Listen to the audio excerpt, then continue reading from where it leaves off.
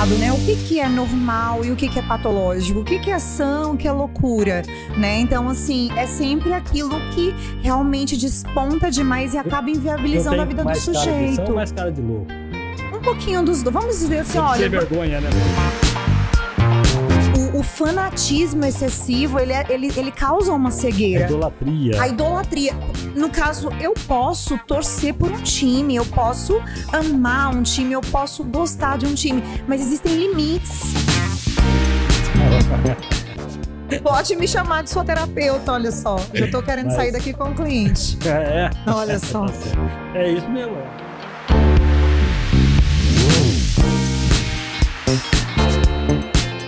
Tô pronto? Vai então. Estamos abrindo mais um podcast. Hoje é quinta-feira, como toda quinta-feira nós chegamos com um podcast por aqui e hoje nós trazemos um assunto excepcional. Você vai ficar por aí, você vai gostar. Nós hoje estamos recebendo aqui a doutora Mariana Rios. Vou explicar para você quem é ela daqui a pouco e você vai saber quem é a nossa convidada de peso, viu? A gente bateu um papo, um assunto muito bacana. Você já sentiu raiva, já ficou com ódio, já teve ira? É esse que nós vamos abrir daqui a pouquinho e a gente vai caminhando, e contando um bocado de coisa para você, doutora Mariana. Gente, tá? Tá com a gente sempre, Evolível Kombucha, o chá da vez, o chá da hora, o chá probiótico que cuida da gente no dia a dia, nos dá uma sensação de bem-estar maravilhosa. Sabe por quê? Porque protege, porque blinda o nosso intestino. Tá aí a sensação de bem, minuto a minuto do seu dia.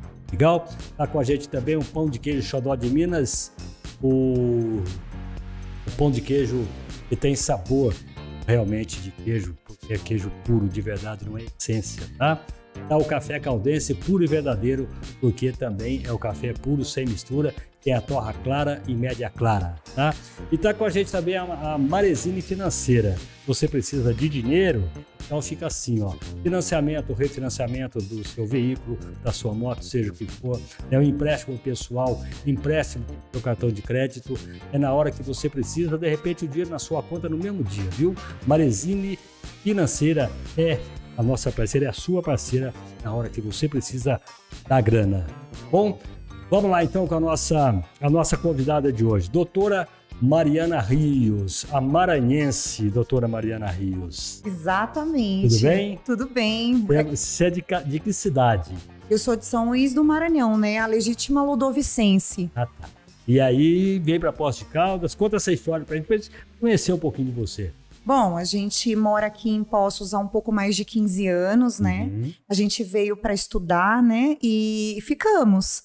Nos encantamos com a cidade. Quando você fala a gente, você veio com família? Tenho filha, tenho marido, né? E aí a gente... então veio a família. Na real, ele é daqui, mas ele é maranhense também um pouquinho. É aquele meio a meio, né? Misturou. Tá a gente acabou voltando, né? Ah, legal. Você já conhecia Poços antes? Não, veio conhecer com seu marido?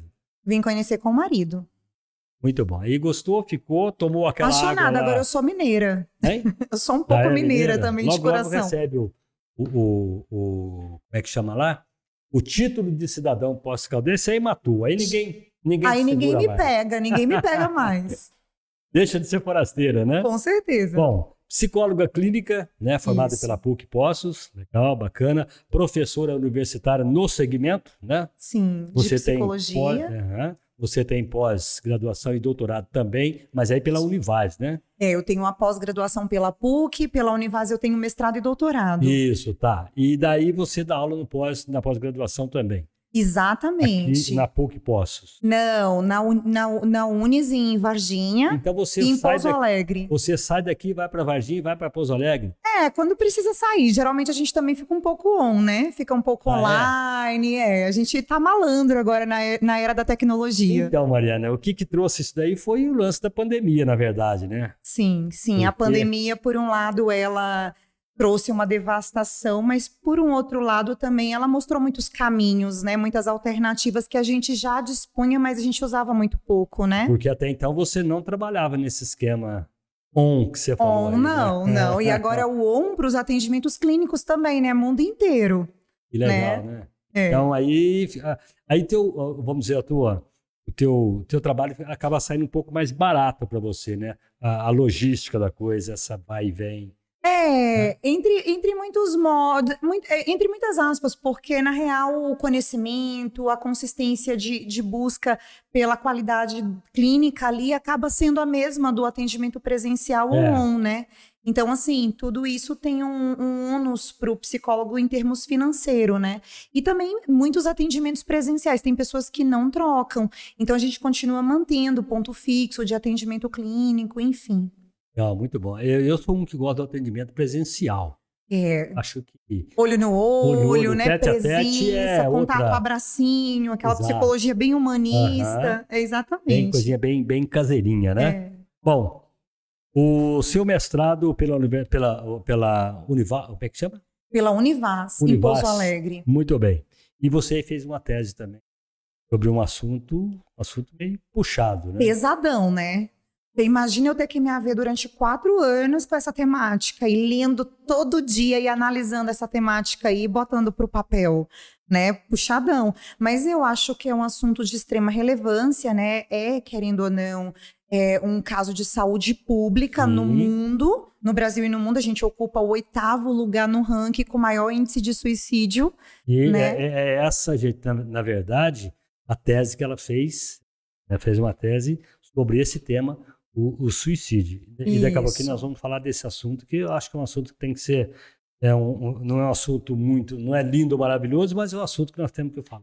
É um assunto que está aí, né? Que está acontecendo e que a gente não pode fechar os olhos para ele. Às vezes começa com uma coisinha assim, uma depressãozinha, e acaba a coisa partindo para o outro lado, né, doutora? Exatamente. Muito bem. E aí vamos saber o seguinte, você, antes de formar em psicologia e para esse segmento, você fazia o que antes? Você já tinha aptidão para isso? Você já pensava nisso? No que você trabalhava? Eu sou psicóloga desde que eu nasci, na real. Aquela sensação assim, olha, eu sou apaixonada na psicologia. Na real, eu comecei a fazer terapia com 12 anos de idade e assim, foi a melhor coisa da vida, eu me apaixonei por isso. Tem até uma história engraçada que circula aí. Cheguei para minha mãe e falei assim, mãe, eu vou fazer psicologia. Aí a minha mãe, com aquele pensamento mais retrógrado, porque agora que a psicologia também está ganhando essa expressão, né? Agora é chique dizer que chamar um terapeuta de seu, né? Dizer assim, é minha psicóloga, meu psicólogo. Agora dá até status. Mas olhando para mim, você acha que eu preciso você acha que eu preciso do eu acho que de um psicólogo, eu não só acho que você precisa, como você merece um para chamar de seu. Todo mundo, né? Até psicólogo faz terapia hoje em dia. Ninguém está isento mais. Bom, você como conhecedora do segmento, como é que você... De repente você está conversando comigo, a gente está brincando aqui, e você fala assim, rapaz, precisa. Ele tem alguma coisa fora de centro, né? Um pouquinho fora de centro todo mundo né? A tal história é muito complicado, né? O que é normal e o que é patológico? O que é ação, o que é loucura, né? Então, assim, é sempre aquilo que realmente desponta demais e acaba inviabilizando a vida do sujeito. Mais cara de ação ou mais cara de louco? Um pouquinho dos dois. Vamos dizer assim, pode olha... ser vergonha, né? Pode ser também, vamos dizer assim, uns 70-40, assim, pode ser assim, fica bom. E aquele cara lá? Tô achando que ele ali, a gente pode colocar 50-50. Tadinho. Legal. Bom, doutora, vamos começar com um assunto que a gente falou no início, a ira, o ódio. Fala um pouquinho disso pra gente. Como é que chega na ira, ou como é que chega na raiva, ela parte pra ira, ela coisa que não devia acontecer. Como é que é isso? Vamos lá, a ira é um sentimento, é uma emoção muito presente na nossa sociedade atualmente, né? Mas não só atualmente, sempre existiu. A maioria das guerras e conflitos sociais sempre circundaram em torno dessa emoção, né, da ira, que é uma coisa que o ser humano acaba inconscientemente manifestando. Por quê? Aí quando a gente entra, aí eu vou linkar com essa coisa da psicologia, né? Vamos lá. A gente fala assim, será que eu preciso de um psicólogo? Todo mundo, porque na real, se a gente for parar para pensar, nós nascemos e crescemos e vivemos durante todos os processos da nossa vida acumulando bagagens emocionais. Por exemplo, você, Manteiga, você tá aqui e você não se perdeu daquela criança que você foi lá atrás. Você lembra das coisas que aconteceram quando você tinha 10 anos de idade, por exemplo? Bastante coisa. Bastante coisa. Se eu te perguntar uma coisa muito específica, será que você saberia me responder? O que você sentiu no dia do seu aniversário de 10 anos quando a mamãe tocou parabéns pra você? Bom, na verdade, eu não tive parabéns Não nos meus teve. 10 anos. Mas até os 10 anos teve? Ou depois dos 10? Não, nós nunca tivemos esse negócio de parabéns. Tá? Já que é pra gente ser sincero, né? Por favor. Tá. Então, a gente não tem Não tem essa cultura. Essa cultura, na minha família não tem. E nem minhas crianças têm também. A gente lembra assim, a gente vai lá, até hoje, para todos eles, a gente faz um bolo em casa, nós, 4, no máximo a avó e mais as tias, né? Mas aquela coisa bem intimista. intimista. Essas coisas a gente nunca teve, sempre achei isso uma bobagem. Mas enfim, eu me lembro da época que eu fiz 10 anos, foi até uma coisa que me marcou, porque até comentei outro dia num episódio nosso aqui, porque eu morava numa fazenda, um mundo de uma fazenda que tinha 12 cômodos, e era numa roça mesmo, na zona rural. Uhum.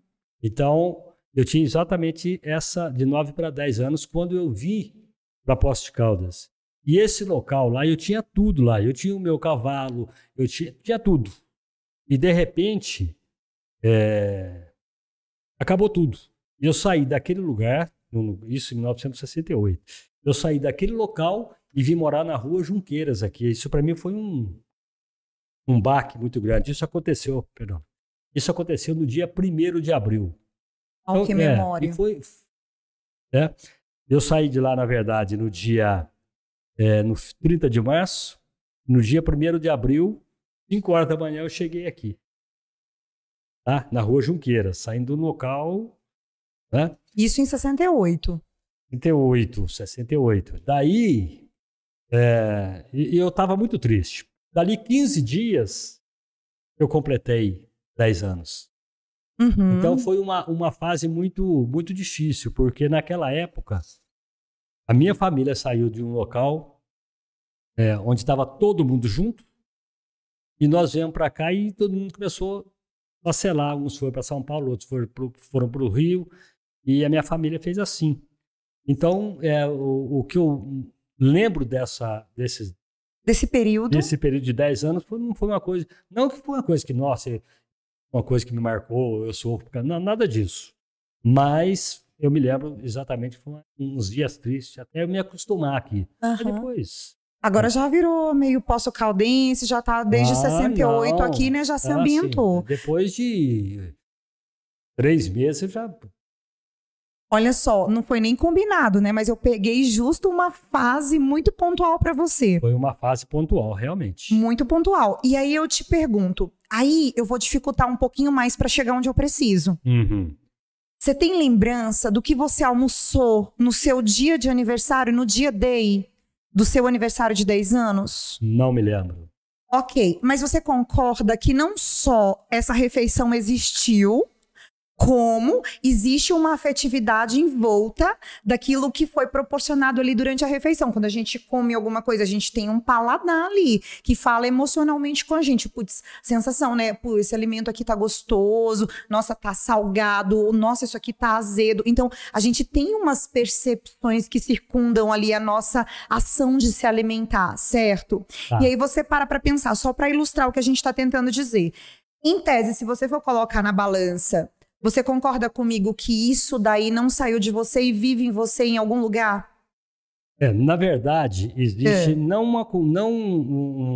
o que eu almocei, mas nessa fase aí, não sei se foi exatamente nesses 10 anos, mas foi por aí, né? Sim. Quando eu cheguei aqui, porque, olha pra você ver a mudança da minha vida. O meu pai mexia com gado, com café, né? E ele veio para um bar e restaurante aqui na rua Junqueiras. É um negócio completamente diferente, né? E eu não conhecia aqueles canudos doce de leite. Que delícia aquilo, Não conhecia aquilo. Eu não conhecia aquele pudim de padaria que o pessoal fala, aquele pudim de pão. Acho que é pudim de pão aquilo, né? Bom. Isso daí me marca. Isso daí marcou. Isso marcou afetivamente, né? Aquela coisa boa. Tanto é que hoje, por incrível que pareça, hoje minha esposa chegou em casa hoje com um pudim esses canudinhos, fazia muito tempo que eu não via, com 3 canudinhos, o Lucas até comeu. Que delícia. Só que ele era de... chocolate. Não era de coco ralado, nossa assim, era de coco. Ela não era de doce de leite, como é o tradicional, né? Como é o tradicional. Então, são duas coisas que me marcaram, falando de paladar, é isso daí. Falando de coisas positivas e coisas que a gente faz o apagamento mesmo. E aí, para onde vai esses apagamentos? Eles vão para uma instância inconsciente, eles permanecem em nós. E tudo que a gente não lembra, porque você tem uma memória fora do comum, mas eu não me lembro tão bem assim da minha fase de 10 anos. Né? Mas existe em mim toda essa memória onde? Na minha instância inconsciente. Então, todas as emoções que eu não trabalho, que eu não elaboro, elas vão ficando bagunçadas e acumuladas dentro dessa instância psicológica. E aí, o que acontece?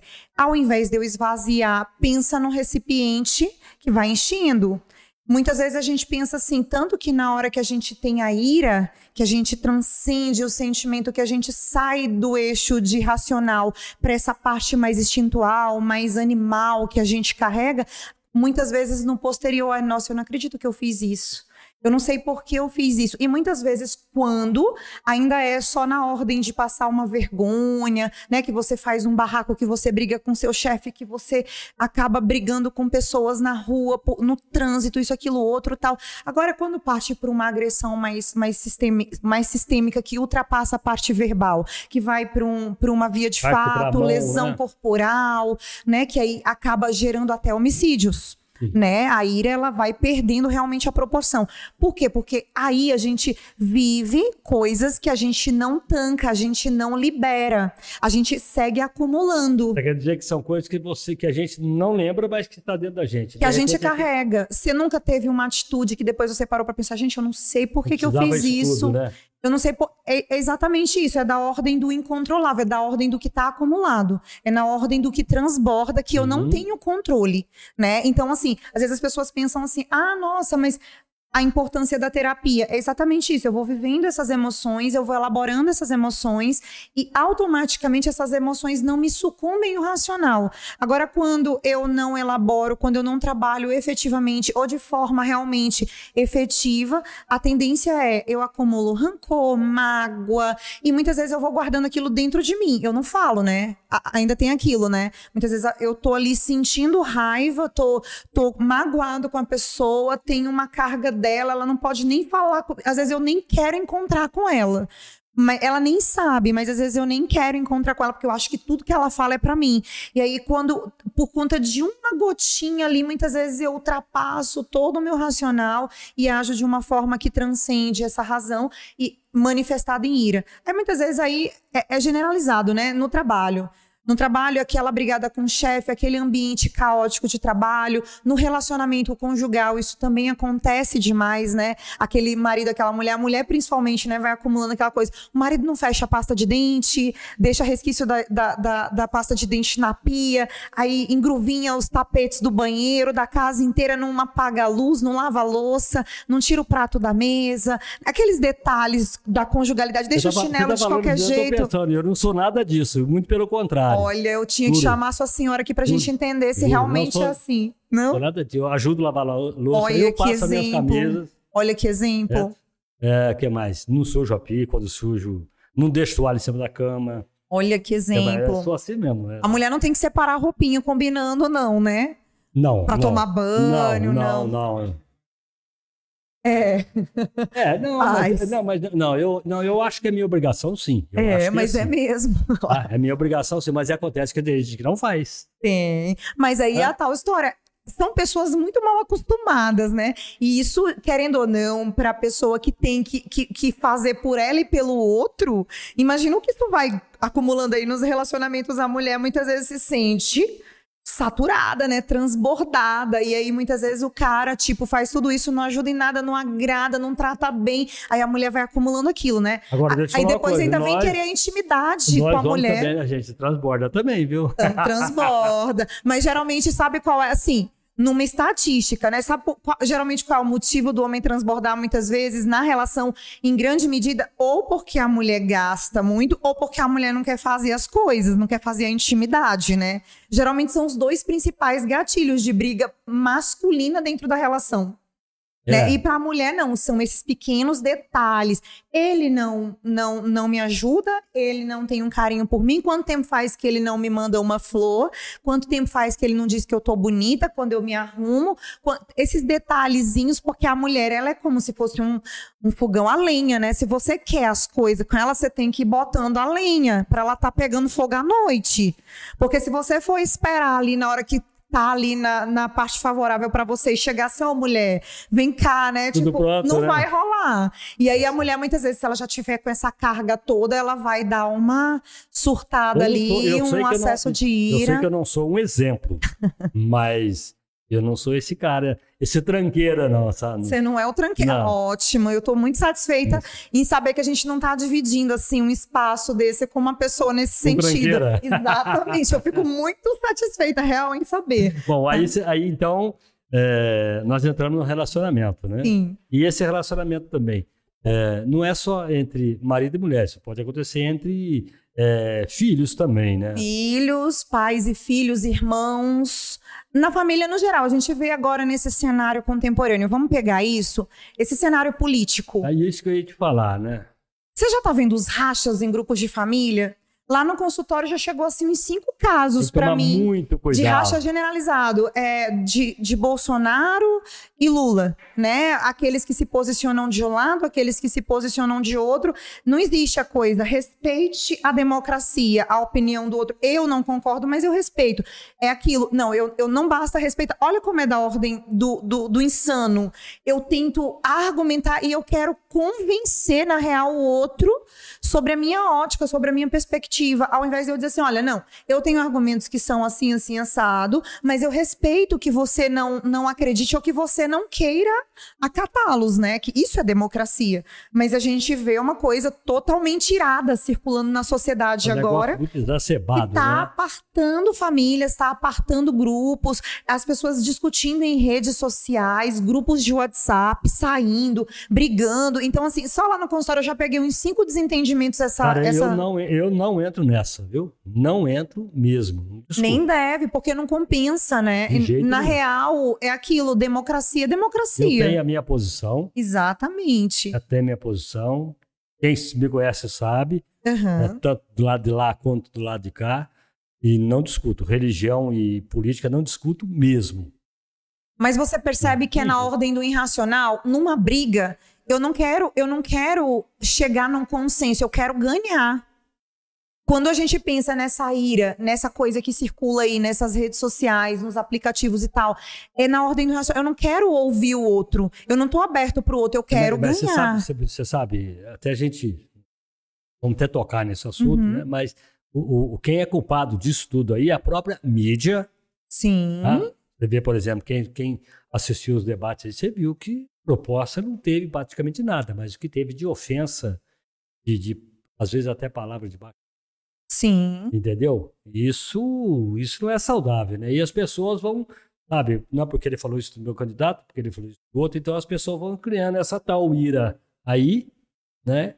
E acaba levando isso para dentro de casa, que é o que acontece. Muitas vezes aí perde um pouco a proporção, né? O troço acaba indo para um lado que não tem mais conserto, né? Exato. Então, veja, a ira, ela tá minando os relacionamentos, não necessariamente só conjugais, mas os relacionamentos no geral, né?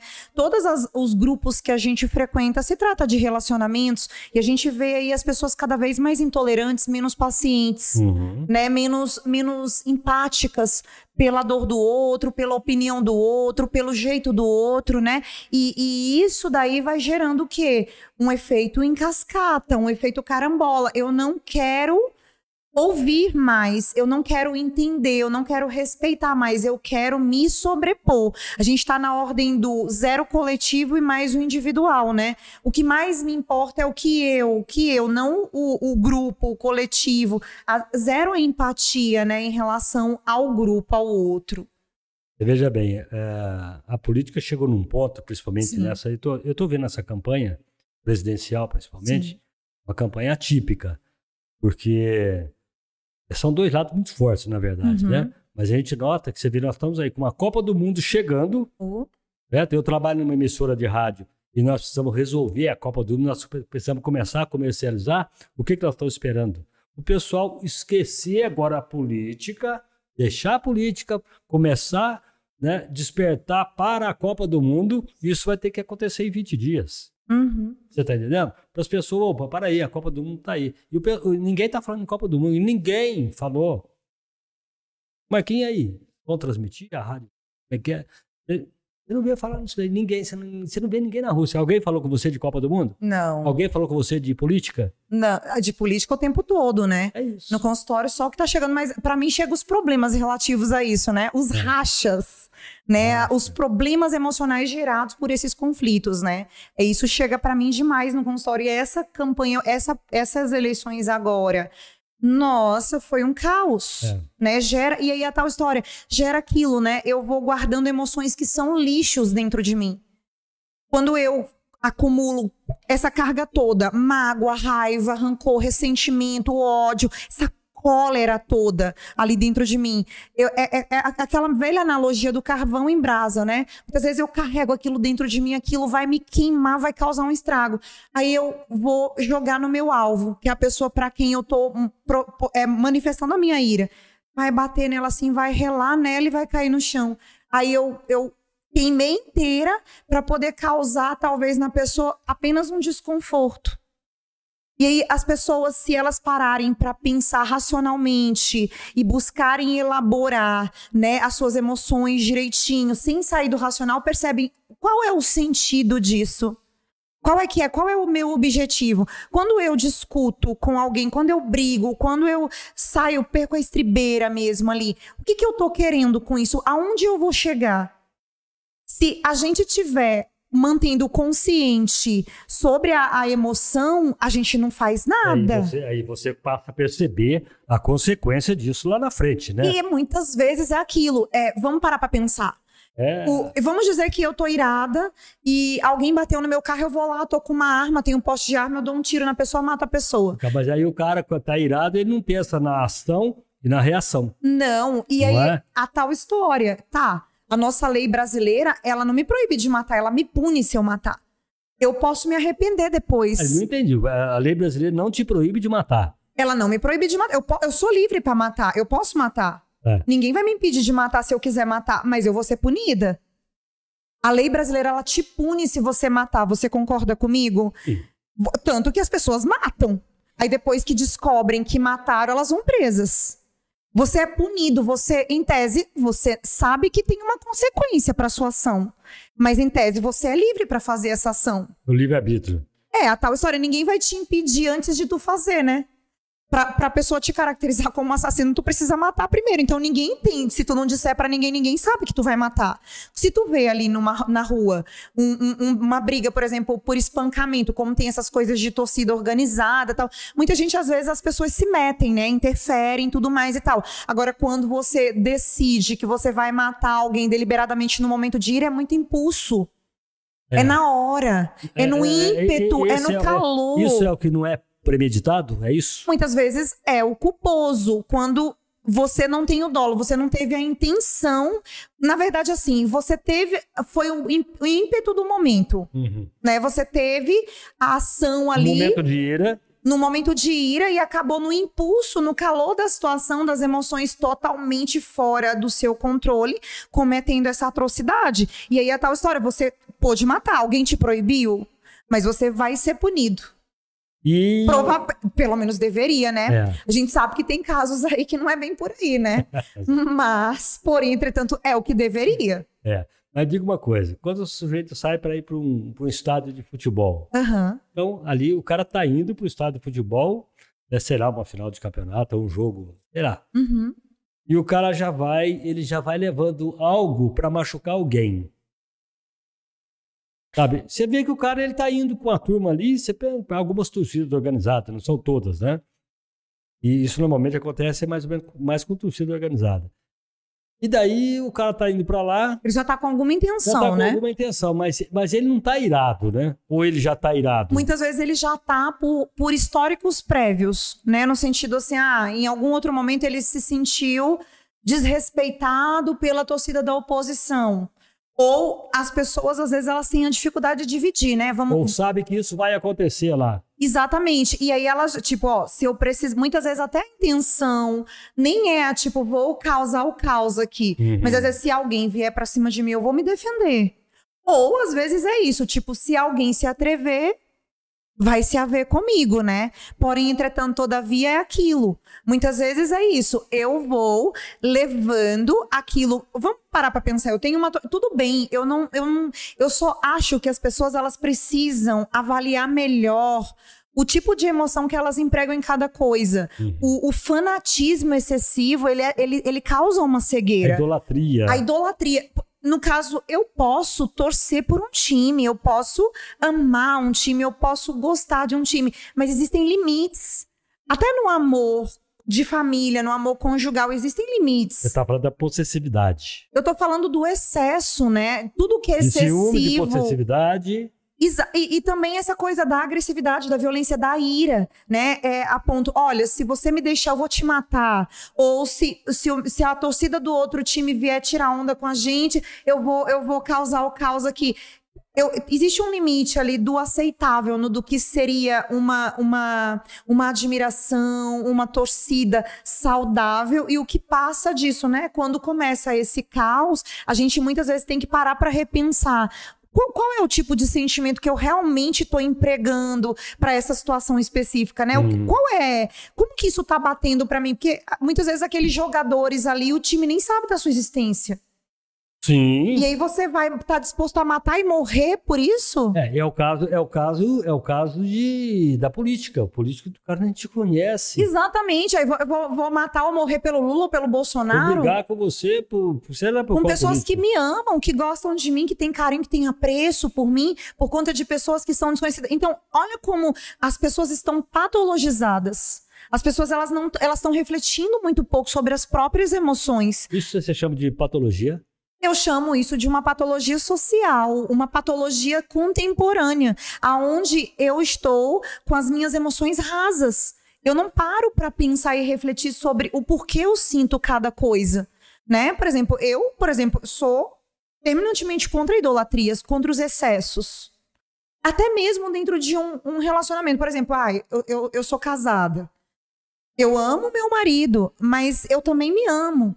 Sim. Existe um limite de amar. Você tá falando de amor próprio, né? Exatamente, existe um limite de amar. Da mesma maneira, isso se estende para qualquer outro amor, né? Eu não posso amar mais. E aí, a tal história, eu vou lá bater, arrumar confusão, tudo mais, aí eu vou preso, tipo, por conta do quê? Por qual causa? Né, por conta do Cruzeiro, por conta exemplos, né, do Galo, por conta do Santos, do São Paulo, do Corinthians, né, do Flamengo, e aí o time continua lá, os jogadores ganham fortunas mensais e eu tô lá preso gastando a minha economia para poder conseguir pagar um advogado e sair da cadeia. E aí a tal história, onde que tá o meu próprio amor? Eu tô amando mais a quem? A que tá servindo essa minha emoção? Para quem? A quem serve? Exatamente. Né? Então a gente está vivendo essas características contemporâneas, né? De umas emoções muito, muito vagas, muito sem reflexão, muito pouco empáticas para si mesmo e no geral também, no coletivo, né? E me fala uma coisa, quando o sujeito, porque hoje é muito comum, né? A gente até parece um chavão, né? Não aceitou o fim do relacionamento. É comum você ver dos dois lados. Na maioria das vezes é o homem que apronta, que acaba fazendo a bobagem. Sim. Aonde que isso vai chegando? Como é que vai chegando nesse isso daí é o culminante, né? É o final, na verdade, né? Como é que se chega ali? Isso vem de uma discussão aqui, uma briguinha ali? Claro. Um relacionamento, ele, como tudo na vida, ele não acaba do nada, né? Eu quero saber, na verdade, é se isso daí, quando chega nesse ponto do cara ir lá tirar a vida dele, ou tirar a vida dela, ou vice-versa, e depois tirar a própria vida, ou não, isso daí já é a ira, né? Isso muitas vezes, na real, é até essa coisa do excesso, talvez, de possessividade, que também está enviesado dentro do espectro da ira, né? Quando eu canalizo tanto a importância daquele outro na minha vida, que sem aquele outro que, na real, ele não está conjugado a mim, eu perco o sentido. Ou eu não aceito como uma posse.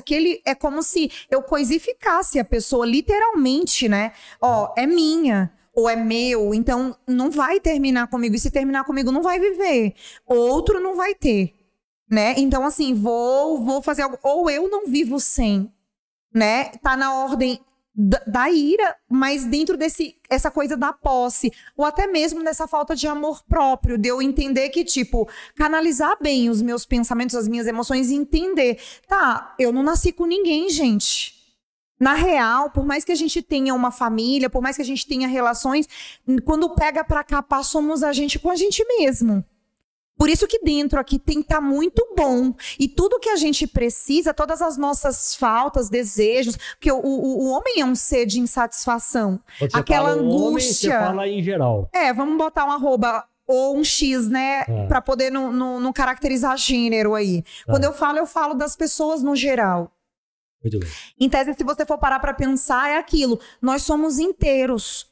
Nós não somos metade de ninguém. E tudo que a gente precisa tá dentro da gente. E a gente tem que aprender a olhar para isso. Porque, na real, as pessoas, muitas vezes, elas não sabem lidar. A gente tá vivendo uma sociedade que quer se entorpecer. Porque elas não querem sentir. Mas a gente sente, as emoções, elas são legítimas. Eu preciso sentir. Se eu não sentir ansiedade, eu não ajo. E aquele papo, assim, que diz assim, ó, para você cuidar de alguém, você tem que se cuidar primeiro. Porque claro. Tem muitas pessoas, nós até saímos um pouquinho da ira aí, né? Uhum. A gente volta, se quiser tá uma voltar. delícia o papo. Aí, eu quero cuidar de você, mas não cuido de mim. Sim. E eu esqueço de mim para cuidar de fulano. Isso acontece, eu sei, porque eu tenho filho, eu já tive problema com filho, assim, às vezes uma doencinha, às vezes uma coisa errada, um negócio na escola, aí eu perco a cabeça, você tá entendendo? Então eu quero, se tem um problema para ser resolvido, eu quero resolver. E muitas vezes eu já ouvi, deixa a coisa acontecer, mas eu não consigo. Aí eu deixo de fazer as minhas coisas, isso acontece. Sim. Eu acho que é um defeito meu, mas eu sou assim. Sim. E para cuidar disso daí. Mas só que tem gente que faz um troço que prejudica muito o dia a dia dele, a vida dele, por causa de outras pessoas. Né? Sim, e às vezes nem vale a pena. Sim, tudo tem que ser pesado, né? Até tem aquela lógica do avião, né? Que, em caso de despressurização, máscaras cairão automaticamente. Primeiro coloquem você para depois ajudar o outro. Eu não tenho como botar A para ninguém se eu não tenho A. Eu não tenho como dar uma camisa para ficar despido. Primeiro eu tenho que estar cheio de mim, me transbordando por dentro, alimentado, com todas as minhas necessidades satisfeitas para eu poder servir ao outro. Eu posso ajudar, eu posso fornecer coisas para o outro que ele não teria sem mim, mas desde que eu tenha também. Você esteja estabilizada. Até mesmo porque senão depois o preço vem, né? Aquela pessoa que vai seguir cobrando essa conta. Né? Mas eu deixei de fazer tal coisa por sua causa. E aí segue aqueles relacionamentos, né, que cheio de cargas, de pesos, aquelas neuroses familiares, onde o pai cobra dos filhos, onde o marido cobra da mulher. Deixei de fazer pra mim pra fazer pra fulano. Exatamente. E isso não é saudável. Imagina, mas a pessoa te pediu. Muitas vezes não. Você fez por escolha própria. Então, tudo isso tem que ser muito bem pesado, né? Muito bem. Aqui você fala que você é especialista em evolução psicológica, é isso? Avaliação psicológica. Isso. Estou sem óculos, gente, é por isso.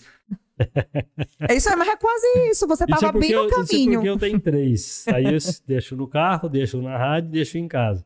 Isso aí não trouxe nenhum. Quis ficar charmoso hoje na câmera e aí ficar né, mais jovem, mais charmoso e aí acabou esquecendo o óculos. Mas explica melhor pra gente essa avaliação. Psicologia, é isso? Avaliação psicológica. A avaliação psicológica está dentro da parte das testagens, né? Onde a gente faz aqueles mapeamentos da memória, das funções mentais superiores, das funções que está dentro das funções cognitivas, memória, atenção, onde a gente vê alguns transtornos, dislexia, descalculia, onde a gente vê esse tipo de coisa, avaliação neuropsicológica, a gente faz a avaliação em idosos para ver como é que tá o declínio, né, de atenção, memória, a gente também consegue fazer alguns diagnósticos como déficit de atenção, então, e por aí vai. Trocando isso em miúdos...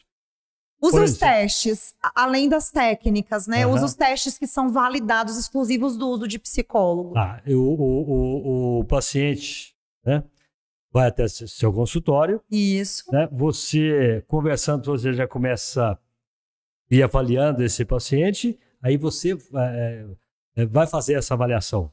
Muitas vezes, se ele tiver... Na conversa, você descobre o que ele tem, você vai avaliar isso para depois chamar ele uma próxima vez e começar a fazer esse tratamento psicológico. Isso, fazer esse levantamento para poder fazer um mapeamento de quais são as necessidades ou os problemas ali inseridos naquela estrutura psicológica e começar a dar um tratamento mais assertivo, com técnicas mais específicas de acordo com a necessidade daquele paciente. É tipo fazer uma casa, né? O que você vai precisar de material, o que eu vou aplicar aqui, o que eu vou aplicar ali.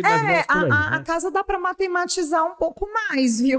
As estruturas psicológicas, elas não são tão precisas assim. Às vezes a gente está ajeitando daqui, escorrega para cá. Até porque não é palpável, né? Exatamente. Não é um material palpável, né? E quando se fala em psicologia... Aqui fala em psicologia clínica, né? Sim. E porque ela é dividida, como é que se divide isso? O que é psicologia clínica e o que é outro tipo de psicologia? Como é que é isso? Tá. A psicologia, ela é uma ciência ampla. Hoje o psicólogo está em todo lugar, concorda comigo?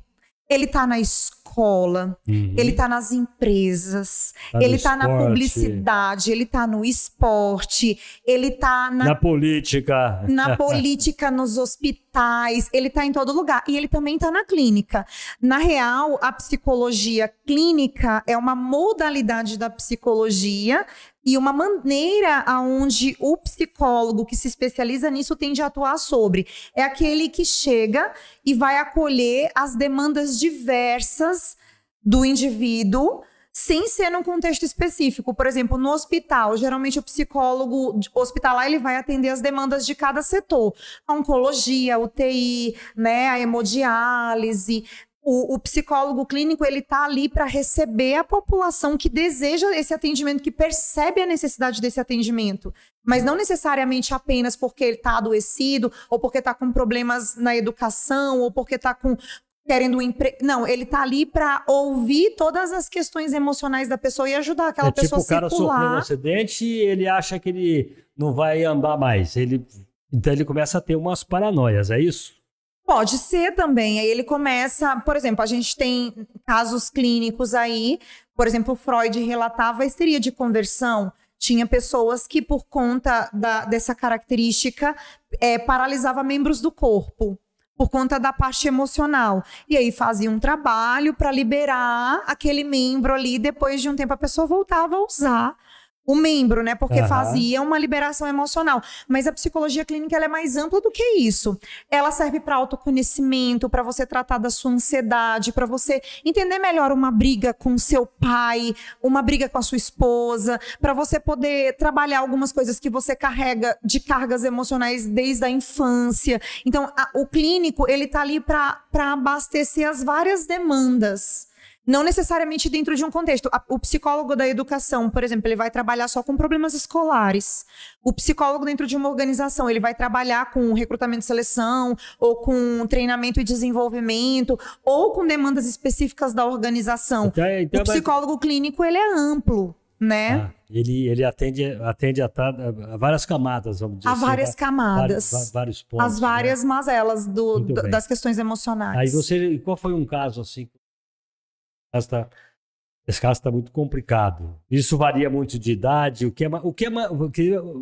Antes disso, o que é mais fácil de trabalhar ou mais difícil? O adulto ou uma criança? Como é que fica mais fácil você dominar, vamos dizer assim? Depende de cada caso, né? Cada caso é um caso. O que é mais fácil trabalhar é quando a pessoa quer o tratamento. Quando a pessoa está aberta para o processo dela. Quando a pessoa tem algum tipo de resistência, você pode lançar todas as técnicas, a pessoa está fechada para o processo. Então, ela dificulta muito o nosso acesso. Agora, quando a pessoa está mais aberta, a gente consegue ter uns resultados incríveis. Agora, geralmente, por exemplo, no que tange criança, geralmente o problema não é a criança, é os pais. E aí a gente tem que convencer esses pais de que, na real, eles precisam mudar para que os filhos melhorem. Dá trabalho, dá um bocadinho de trabalho. Ou convencer muitas vezes um pai ou uma mãe que o filho tem algum problema de aprendizado ou de desenvolvimento. A maioria fica em negação. Às vezes troca de psicóloga, aquela psicóloga é doida. Tá dizendo que o meu filho, por exemplo, tem... É a Asperger. Entendeu? Tá dizendo que o meu filho tem déficit de atenção. Meu filho não tem nada. É o transtorno do espectro autista, né? O que é essa primeira patologia que você falou? É autismo. Ah, é o autismo. É uma variação do autismo. Sigla aí, qual foi? Como é que é? Asperger. Como é que é? É Asperger. Asperger. É. Isso é o autismo? É uma camada do autismo. É um dos espectros do autismo. Geralmente é o grau mais leve do autismo. Aí, olha, ele anda um pouco na ponta do pé, ele tem dificuldade de estabelecer contato visual, tal. Aí, a fala tá atrasada, tal. A mãe, não, mas o meu filho não é autista. É porque cada criança tem seu tempo. Lá na minha família, todo mundo era assim, e não tem ninguém, entendeu? Então, muitas vezes dá trabalho. Mas, no geral, hoje, a maioria esmagadora das pessoas estão tendo consciência da importância do acompanhamento psicológico na vida. Não só da sua, como para a família, né? É muito comum, antigamente a gente não via pessoas mais velhas aderindo à terapia. Hoje em dia lá no consultório tá cheio. E tem aquelas senhorinhas que vão lá no consultório, não amarradora, não vê a hora de chegar a hora da terapia delas. Leva bolo pra mim, eu sou mimada. Eu sou uma psicóloga mimada. O que eu ganho de comida, daqui a pouco eu vou ter que ir pro consultório rolando, assim. Mas aqui você vai ganhar também, viu? Comida? A gente adora de ser alimentada. Vai comer um pão de queijo, você vai comer um xodó de Minas maravilhoso daqui a pouco. A gente adora ser alimentada. Eu já gostei aqui, ó. Delícia. Vai então, tomar um café. Vou sair daqui rolando aqui hoje. Que legal. Que bom que você está contando essas coisas pra gente aí. Porque são coisas que as pessoas que gostariam de saber, né? Sim. Porque, por exemplo, eu conheço alguém que já falou pra mim que mentia pro psicólogo. Você sabe quando esse cara tá mentindo? Sim. Sabe? Sim. E muitas vezes faz parte da técnica deixar a pessoa acreditar que está convencendo, né? Depende da estratégia do psicólogo. Dentro da psicologia, a gente tem várias abordagens. A gente tem a psicanálise, a gente tem a psicologia humanista, a gente tem a psicologia comportamental, a gente tem a terapia cognitiva comportamental. Então, depende da abordagem do terapeuta, do entendimento dele, faz parte muitas vezes da técnica, fazer com que ele pense que tá indo. Aí a gente vai rodeando ele por trás, já revertendo ali, ó. Entendeu? O famoso Zeca Lourenço, né? É que nem um psicopata. Quando você vai atender um psicopata, ele tem um gozo interno, um prazer quase que sexual de sentir que tá iludibriando alguém. E aí, quando o psicólogo percebe... Não tem cura, né? A psicopatia não tem cura. Ela tem controle, não. Ela tem controle. Existe controle. E nem todo psicopata, ele é um assassino. Muitas vezes, depende se está associado a outros transtornos, mas às vezes muitos psicopatas são de colarinho branco. Né? É muito comum a gente ver mais, inclusive a maioria dos psicopatas não chegam a cometer crimes muito explícitos, eles ficam ali, são líderes de grandes empresas que puxam o tapete da galera sem remorso nenhum, são políticos que mentem para a população e roubam a população na cara dura e dormem à noite com a cabeça no travesseiro tranquilamente. Sem remorso. São pessoas que dirigem empresas e pisam nas pessoas e acham que tá aquelas pessoas que puxam... A maioria dos psicopatas, eles não incidem em crimes hediondos, como a gente vê na grande mídia, né? O caso do maníaco do parque... Esses casos emblemáticos até americanos que agora estão sendo transformados em séries, em livros, né? A maioria, eles são assim, são discretos, aqueles que vão passando por cima do outro no dia a dia. Não tem remorso, acha que tá certo. A gente tá rodeado de psicopatas. Eles estão em todos os lugares, né? Mas geralmente não tem cura, tem controle para isso, mas cura mesmo não tem. Controle, o cara que é um psicopata, vamos dizer, um psicopata do dia a dia, né? Que é esse que você está falando aí. Esse cara, se ele acha que ele não faz mal a alguém, como é que ele vai se curar? Ele não vai procurar probabilidade é por isso que não tem cura. Ele não vai se curar. Ele tem uma questão estrutural. A estrutura psicológica dele não vai mudar. Ele tem como ser controlado. Aí, se esse transtorno de personalidade estiver associado com alguma coisa a mais, ele pode vir a cometer algumas atrocidades, né? Mas geralmente a maioria esmagadora dos psicopatas são esses que puxam o tapete, que passam por cima. É porque e tá cheio de gente por aí, né? Tem, por exemplo, pessoas que tem um nível de vida melhor, então ele acha que ele é melhor porque o carro dele é melhor, porque ele é o dono da empresa, porque eu sou funcionário, eu sou um empregado, aqui é meu, eu mando, eu faço a lei. Esse cara é um psicopata. Às vezes ele é um soberbo, né? Às vezes ele é só um soberbo mal criado, mal educado. Mas e quando essa soberba dele faz mal para as pessoas que trabalham com ele, que estão do dia a dia com ele? Pode ser que tenha, não necessariamente todo soberbo é um psicopata, mas pode ser que existam psicopatas soberbos, mas na maioria esmagadora dos psicopatas, eles são muito sedutores. Eles vão falar para você o que você quer ouvir. Eles vão te trazer aqui, ó, na lei do convencimento. Mas na hora que interessa para ele, né? Na hora que interessa para ele. Na hora que não interessa para ele, ele te dá uma rasteira e nem olha para trás. Dá mais ou menos, porque às vezes a gente convive com pessoas assim, né? Elas estão em todo lugar. Esse cara não é normal. Eles estão em todo lugar. Esse cara não é normal. Sim, eles estão em todos. O jeito dele falar com a gente não é normal. Sim, eles estão em todo lugar. E quando ele quer, ele vem baixinho e tal. Se você não atender, olha, não dá, aí o cara explode. Sim, sim. Eles não conseguem controlar, né, a frustração deles de não conseguirem aquilo que eles queriam tanto, né? Para eles é muito difícil lidar com a frustração de não ter conseguido ter o domínio da situação ali. Não aceitar. Exatamente. É uma situação de perda, por exemplo. Exatamente. Essas pessoas, por exemplo, que voltando ainda num final de jogo, por exemplo, essa pessoa que perdeu esse jogo e ele sai dali querendo brigar, nervoso, né? Na verdade, puto da vida porque perdeu o jogo, isso é um tipo de psicopatia, não? Não necessariamente. Geralmente não. É um tipo de pessoa com um limiar baixo para frustração.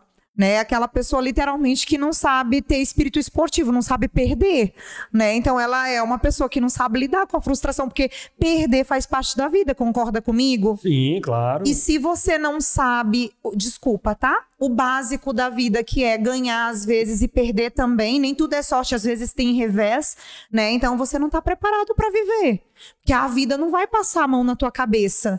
Muitas vezes a vida é frustrante, ela é decepcionante, ela é difícil. Não necessariamente ela é cor de rosa, às vezes ela é cinza, nublada, às vezes até cor de bosta. Na real, desculpem aí pra quem tá ouvindo, mas é isso. E a gente tem que estar preparado pra lidar. É como eu tava dizendo no início, as pessoas elas acham que a gente não tem que sentir mais. Elas querem se medicar pra tudo. Mas eu tô sentindo ansiedade. Gente, sem ansiedade você não age. Agora, quando é uma ansiedade que te inviabiliza, que te impossibilita, que te causa sintomas emocionais graves, aí você tem que tratar. Agora, ela dentro da média, ela é esperada. Um pouco de tristeza, se você não sentir, tem alguma coisa errada. Se você não se sentir desejante, com alguma falta, alguma angústia em alguma medida às vezes, dependendo da situação, você não se mobiliza para mudanças, você não reflete sobre as suas ações, sobre as suas atitudes. As emoções, elas nos mobilizam, elas nos fazem repensar, nos reinventar, nos refazer, nos reestabelecer o tempo todo. Claro que dentro da média. Os excessos, eles precisam ser tratados, como a falta também precisa ser tratada. Então, eu estava falando em falta, quando você perde alguém, um irmão, um pai, uma esposa, alguém que vem a falecer. Sim. Né? E como é que funciona? Porque tem gente que não consegue, eu conheço gente que a perda de um animalzinho, a pessoa não consegue ver, a pessoa não consegue esquecer. Sim. Né? E o que é isso exatamente, se a pessoa não conseguir desvincular? Se for, você fala que não tem outro jeito. A gente pode pensar em dependência, né? E a gente pode pensar no luto patológico. Porque, na real, o ciclo da vida a gente tem que estar preparado. Nós somos lançados na vida para a morte. E cada dia que passa, a gente está envelhecendo, a gente está morrendo. Né? Cada dia é um dia a menos. Eu sei que é difícil pensar assim, a maioria das pessoas não gostam de pensar assim, mas é uma realidade. E a maioria das pessoas vão embora. Não é à toa que quando os psicólogos têm projetos para preparar as pessoas para aposentadoria. Porque quando eu aposento, por exemplo, a minha aposentadoria incide de muitas perdas de uma vida inteira. A maioria das pessoas fazem as amizades no ambiente de trabalho, convivem no ambiente de trabalho todos os dias, saem de casa para isso, se sentem úteis lá dentro. Tem uma função estabelecida. Quando a pessoa ela aposenta, ela perde tudo isso de uma vez. O luto que a gente vai administrando ao longo da vida não necessariamente se trata só da morte, mas se trata das perdas dos nossos processos também. Você tem que estar preparado para ascensão. E por declínio. Naturalmente, qual é a nossa... A gente tá criança, a gente ascende e depois a gente declina. Né? E aí, dentro desse declínio, a gente vai perdendo todas essas referências, inclusive chegando numa fase que a gente vai perdendo todo mundo também. Né? Os amigos... Mim, assim, eu tô em ascensão ou eu tô em declínio? Tô achando que você ainda tá no topo. Você ainda não consegue... a expectativa de vida aumentou muito, então você tem muita coisa pela frente ainda. Tem muito café com manteiga aí pra administrar. Eu espero, viu? Olha lá, não chegou a hora do lanchinho, hein? Gente, hora eu tô muito lanchinho. mimada aqui nesse podcast. Hora do lanchinho. Esse aqui é o pão de queijo xodó de Minas que a gente havia falado. Pode experimentar esse pão de queijo, veio pra você experimentar, que você vai gostar. E tem café também, gente. O café Caldense, que é da melhor qualidade. Tá? Caramba! Você tem ele torrado e moído, você tem pacote de 500 gramas a vácuo. Isso é bom mesmo. É uma delícia. Isso é muito bom. Muito bom. Ó, eu não vou... Nossa, de queijo também. Cuidado, não tá muito quente, não? Não, tá gostoso. E ele tem realmente saborzinho de queijo. Uma maravilha. Muito bom. Me diga uma coisa, nós falamos onde? Falamos da... a gente tá falando isso que eu disse que você tá aqui, ó. Quando a gente brinca, a gente tem que pensar muito nisso mesmo, né? Não, mas não é. Acontece que outro dia atrás aí, eu fiquei resfriadão. E daí eu fui lá no Unimed, falei, vou lá, né? Fácil, né? Aí esse aqui resolveu ir comigo. Falei, não precisa, eu pego o carro, vou lá. Não. Aí virou pra mim e falou, pai, você tem que ver o seguinte, ó, agora é ladeira abaixo. Falei, que ladeira abaixo? Você tá ficando louco, rapaz. Ladeira abaixo. Não tem nada de ladeira abaixo. Não tem nada de ladeira abaixo. Tem que cuidar da saúde, que a expectativa de vida aumentou. Porque e a gente tem que estar bem. Falei, não, Lucas, não tem nada de ladeira abaixo. É uma coisa que é cuidar. Agora...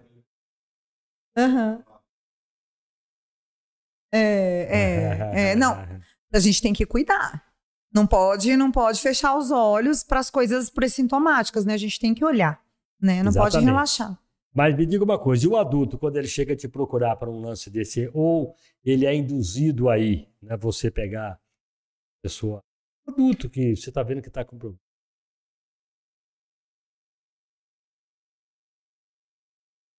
Tem uma resistência disso, partindo do adulto, não tem? Então, já teve mais. Não posso dizer para você que não existe, né? Que até aquela coisa, assim, muita gente... Geralmente isso com as pessoas mais velhas, vamos dizer assim, de meia idade para cima, que ainda tinha aquela concepção da psicologia como sendo uma ciência para louco, da psicologia como sendo algo desnecessário. Eu preciso lá de um psicólogo para administrar as minhas coisas. Vamos no popular. Muita gente acha que era frescura, ou muita gente acha até hoje que é frescura, né? E aí a gente olha para rebater essa argumentação. Então, a gente está vivendo no país mais ansioso do mundo e o país mais deprimido da América Latina.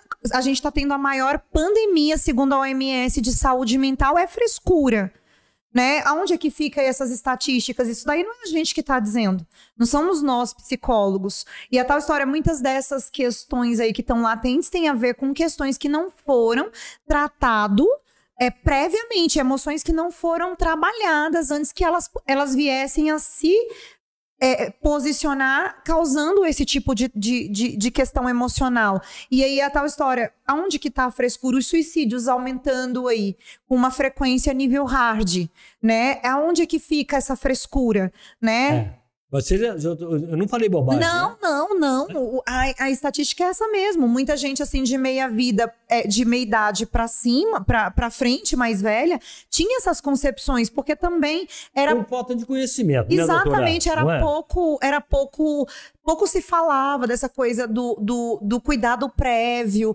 de você trabalhar essas questões. As pessoas achavam assim, capaz que eu preciso de um psicólogo para poder me ajudar a resolver minha vida, eu resolvo sozinho e tudo mais. Então tinha esse conceito. Hoje em dia, todo mundo quer um psicólogo para chamar de seu, como a gente havia falado no início. Por quê? Porque, tem coisas que eu vou conseguir, tem coisas que eu não vou. E se eu conseguir resolver tudo que tá aqui dentro, a minha vida vai ser mais fácil.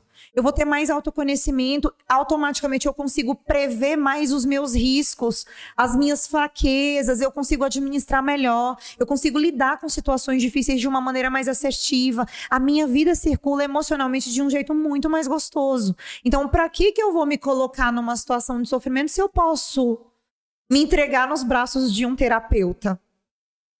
Porque hoje em dia, parece, é muita pressão, né? Sim.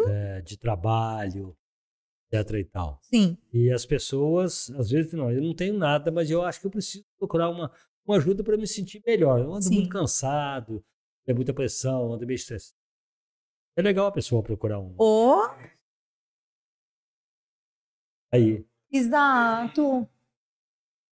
Exatamente, está na ordem da prevenção. Se eu previno, eu evito muita coisa. É a mesma coisa, por exemplo, eu tô fazendo uma dieta, fazendo atividade física para prevenir o quê? Cardiopatias, colesterol, diabetes, né? Ter musculatura para levantar sem dor com 80 anos de idade. Essa questão da prevenção emocional funciona desse jeito. Se eu trabalho as minhas emoções, automaticamente eu não vou desenvolver grandes patologias emocionais. Então você acha que eu devo continuar? Eu acho que você deve continuar e deve ter um terapeuta para chamar de seu, se você ainda não tem. O terapeuta eu não fui não, mas eu faço. Mas tem que ir, mas eu vou pra academia com ele. Eu vou te convidar para ir lá em casa. Tchau. Pode me chamar de sua terapeuta, olha só. Já tô querendo sair daqui com o cliente. Olha só. Tá certo. É isso mesmo, venda é relacionamento, é oportunidade. Exatamente, tá ó. A gente tá provando o cafezinho aqui, eu já tô falando da terapia. Pronto, tô vendendo meu peixe também. A gente tá falando disso daí, é que eu vou pra academia com o Lucas, sabe? A gente vai junto e tal. Sim. É justamente por isso, Agora, eu admito que eu fui de tanto ele falar na minha cabeça, que eu sou meio preguiçosão, sabe? Sim. Às vezes eu tô lá no centro, falei, gente. Faz muito bem. A saúde do corpo é integrada, né? É biopsicossocial. Eu ter dignidades nas minhas condições sociais, eu ter um biológico adequado e eu ter um emocional equilibrado. É homeostase integrada, né? É disso que se trata a vida. Então, assim, nem só a academia, mas também a questão emocional e também a questão social. Eu ter uma família, eu ter amigos, eu me sentir pertencente, eu me sentir amado. Tudo isso faz parte da nossa homeostase, né? Uhum. Então, a academia é um processo. Quando você fez a tese, você focou só no suicídio? Eu foquei o suicídio é um caso de saúde pública altamente relevante e que é pouco trabalhado, né? Porque é um tema difícil onde as pessoas evitam falar sobre. E eu disse assim, olha, eu vou usar esse espaço que eu tenho acadêmico aqui para poder falar daquilo que as pessoas menos falam. Né? E o que eu fiz na minha tese, eu inclusive estou transformando ela em livro. Tive um convite de uma editora para poder publicar. O que eu fiz? Eu peguei cartas de pessoas que cometeram suicídio e fiz uma análise dos mecanismos de defesa na perspectiva de Freud, chamado denegação. Onde a pessoa nega... Você pegou cartas? Cartas e analisei. Como é que você conseguiu pegar essas cartas? Todas as cartas publicadas em blogs, tudo que estava na internet por conta dessa questão de ser de domínio público, né? Para não ter que ficar pedindo ou nem expor ninguém, nem ficar pedindo autorização da família. Aí eu peguei e analisei as cartas de pessoas que cometeram suicídio e na perspectiva desse mecanismo de defesa, a pessoa muitas vezes ela nega querendo afirmar em vários aspectos das cartas, vários e vários a fio. E é um mecanismo, eu não quero, eu sinto, mas eu não admito conscientemente isso pra mim. Eu nego, que nem teve um trecho de uma carta de uma menina de 16 anos que se suicidou em Moção, no Maranhão. Ela falava assim, não pensem que eu tirei a minha vida porque uma série, na época que estava na moda, aquela série dos 13 Porquês da Hannah, na Netflix, não pensem que uma série me influenciou. Quando ela fala não pensem, a série influenciou. E tem vários, aí eu justifico isso na análise, e tem vários outros trechos da carta que ela foi abusada pelo pai sexualmente. E durante 2 anos ela disse que o pai iniciou a própria destruição. E aí ela traz a depressão também, de viver na própria pele. A mãe tinha consciência do abuso, mas jogou para debaixo do tapete.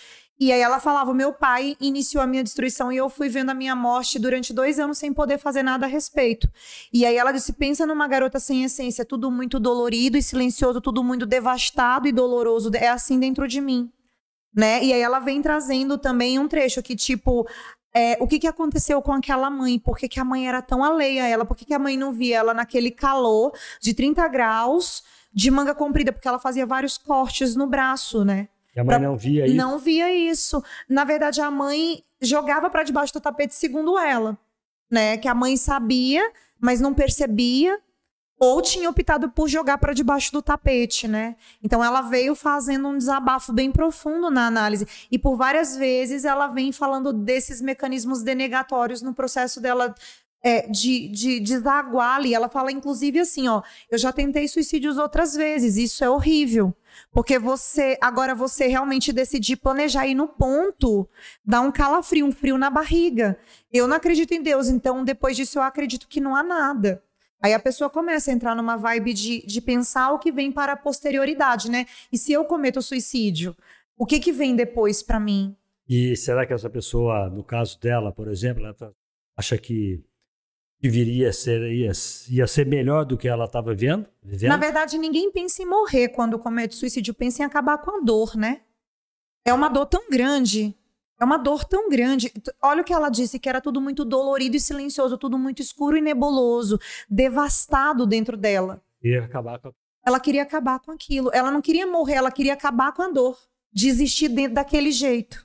Então, entre ficar viva, sentindo isso, chorando todos os dias numa cama, com o corpo pesando 500 toneladas, vivendo um loop sem ânimo para nada, era melhor não viver.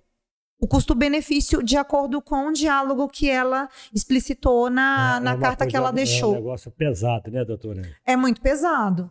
É muito pesado, mas assim, foi muito interessante esse processo, acho que me trouxe elementos assim muito significativos para minha prática clínica, algumas percepções que quando você analisa, algumas fichas caem ali de uma forma mais sistemática. Eu, na condição de psicóloga, eu já entendo desses processos, mas eu olhei para esses processos com uma lente de aumento, né? Não, mas veja bem, até ia te perguntar isso. Como é que, quando você leu essa carta, o que você sentiu? Sentiu naquele dia? Como é que você ficou? Como é que foi aquele dia seu? Geralmente eram dias mais pesados. Ainda mais essa menina, tinha 16 anos de idade, né, quando tirou a vida. E teve um outro rapaz, um jovem de 21 anos também, que ele se sentia inferior, porque ele via nas redes sociais todo mundo parecendo muito feliz e a vida dele não prosperava. Então, ele veio contando desse processo. Ele falou assim, uma mulher, até para conquistar a mulher, espera um cara que acorde todo dia, diga que a vida é linda, que trabalhe pra caramba, que dê casa, carro, tudo, e que ele não tinha essa perspectiva, né? E ele terminou com a namorada porque ele não tinha nada para oferecer. Então ele sempre se sentia inferior, com uma baixa autoestima. Ele foi criado pelos avós no sítio. Quando ele falava que estava com depressão, os avós não acreditavam. Não sabia nem que era isso. E ele não sabia nadar, ele se matou afogado, dizendo que era uma ótima maneira de superar esse medo, né, que ele tinha de água. Ele foi encontrado morto no mar, em Vitória, né? Então, assim, é exatamente isso. Então, muitos processos, assim como eu analisei muitas cartas, muitos trechos também de redes sociais, Facebooks, cartas deixadas por pessoas. Eu elegi algumas para colocar na tese, mas eu li tudo que estava à disposição na época da minha elaboração de tese. Você fez uma tese tanta, né? Uma tese densa, cheia de conteúdos que mobilizam bastante, né? Mas eu me sinto honrada porque eu acho que mais pessoas deveriam fazer isso, né? Porque a gente vem carregando aquele fenômeno de Vetter, de que, tipo, falar sobre incentiva as pessoas a cometerem o suicídio. As pessoas vêm se calando sobre isso e os índices só aumentam. Então tem alguma coisa que não tá batendo. Então eu acho que precisa ser falado para esclarecer, para que as pessoas se sintam confortáveis para dizer sobre essas emoções, e né? essas pessoas, como acontece, agora tem acontecido isso no Brasil também, andou acontecendo isso aí. O cara vai lá, entra no colégio, mata um tanto de gente lá, um moleque vai lá, mata um tanto de gente. Poxa, mas e aí? Isso é uma patologia, uma doença? Isso é uma loucura? Isso é uma ira? O que é uma depressão exacerbada? O que é isso? Uma mistura de muitas possibilidades. Cada caso pode dizer sobre coisas específicas, né? Na defesa, lembrando agora, fazendo um gancho, um paralelo da carta dessa menina, ela vem dizendo assim, ó, tem um trecho que ela fala assim, você vê aquele jovem que vai lá na escola e mata um monte de gente, e aí você julga, será que não seria a hipocrisia da sociedade, essa sociedade maldita que coloca a gente em uma posição de total humilhação e depois diz que está escolhendo o futuro para nós, malditos, ninguém nunca vê até que seja tarde, né? Então, assim, aquele jovem talvez estava em pseudo-sofrimento também. Né? O cara não tá normal, né? Não, com certeza, tá patologizado, tá com alguma coisa, mas talvez ninguém tenha olhado para isso. E aí só olhou pra ira, pro deságue com essa proporção altíssima, né? Deixa eu te fazer uma pergunta, então. Não sei, eu acho que devo até fazer essa pergunta, porque a gente vê assim, eu não sei qual a sua religião. Eu, por exemplo, sou católico, tá? Somos dois. E embora eu não tenho nenhuma... Você não é praticante? Não, sou praticante. É praticante? Sou praticante, sim, mas estou dizendo Mas que... você não tem nenhum preconceito contra as demais religiões? Não, muito pelo contrário. Eu quero dizer, até frequento. Idem. Né? A igreja evangélica. Idem. Mas aí você fica vendo assim, eu estava vendo outro dia, eu conheço pessoas espíritas, né? Dizem que as pessoas que suicidam, elas, numa outra vida, a pessoa sofre muito. Quer dizer, nós estamos falando aí de religiosidade. E Deus não perdoa uma pessoa que suicida. Mas se uma pessoa suicidou é porque ela está doente. Exatamente. Então é uma perspectiva a se pensar. Será que faz todo sentido essa fala? Não querendo desqualificar esse argumento. É a tal história. Eu tô com câncer, certo? Vamos supor. Eu vou definhar, eu vou ter consequências biológicas. Qual é a consequência de um adoecimento mental? Ocasionalmente o suicídio. Então, se eu me suicidei, não foi porque eu quis morrer, mas porque eu estava doente. Eu não conseguia ver uma luz no fim do túnel, eu não conseguia existir mais sentindo toda a dor. É a tal história, eu não tô biologicamente doente, mas dentro de mim é um vazio silencioso que dói pra caramba. Eu sinto dor todos os dias. É horrível existir com dor. Quem sente dores crônicas diariamente sabe o que é isso. A pessoa que está passando por um processo, às vezes que chega a esse processo, ela está desse jeito. Doutora, voltando lá eu não queria falar de pandemia, porque isso acabou virando um chavão, mas a pandemia te trouxe pessoas que tiveram problemas por conta da pandemia? Muitas delas. Eu tive um paciente, ele não conseguia fazer nada, nem ir no supermercado. Até quando abria a janela, ele ficava apavorado, que é a síndrome da gaiola. Mesmo depois que foi relativizando essa coisa do sair, que foi tendo as dosagens de vacina liberada e tal, ele não conseguia sair de casa. Ele não conseguia fazer nada fora de casa. Ficou totalmente ali focado, obsessivo com a questão da higiene, assim, foram consequências, crises de ansiedade, depressão, a gente teve de tudo, e muitos divórcios aí no processo de pandemia, porque antes a gente tinha uma rotina externa, né? E de repente a gente estava muito dentro, tendo que lidar com tudo aquilo que a gente jogava para debaixo do tapete. Sabe que eu não tive esse problema, né? Porque não parei. Nos primeiros dias eu fiquei fiquei esperto, né? A gente não sabe o que é que está acontecendo. Na verdade, sei lá, estava no ar. Então eu estava bem meio, sabe? E depois eu fui notando, para aí, pô, se esse negócio está no ar, tá, então vai morrer todo mundo. Não, acho que a história não é bem assim. Sim. Aí eu comecei a me soltar isso tudo dia, até porque eu não tinha como sair na rua, porque eu dependo do comércio. E estava tudo fechado, eu vou ficar fazendo o que na rua? Sim. E até mudei meu esquema. Hoje eu era um cara que não chegava em casa, eu achava um absurdo eu chegar em casa 4h30, 5 horas da tarde. Eu achava um absurdo, sabe?